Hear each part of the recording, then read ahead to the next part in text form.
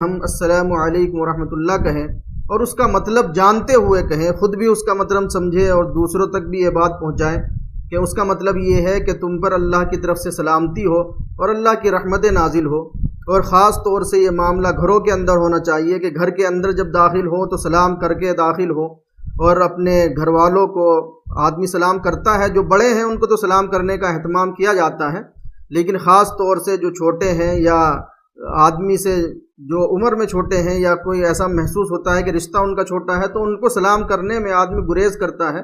تو ایسا نہیں ہونا چاہیے۔ گھر میں داخل ہو، چھوٹے بیٹھے ہوئے ہیں تو چھوٹوں کو سلام کرے، بڑے بیٹھے ہیں تو بڑوں کو بھی سلام کرے، اور خاص طور سے اس بات کا اہتمام کرے کہ اپنی اہلیہ کو، اپنی بیوی کو سلام کرے۔ عام طور سے ہمارے معاشرے میں یہ بات پائی جاتی ہے کہ شوہر اپنی بیوی کو سلام کرنے میں کچھ جھجک محسوس کرتے ہیں، سلام نہیں کرتے، اور اس سے بسا اوقات تعلقات میں بھی کمی آتی ہے۔ تو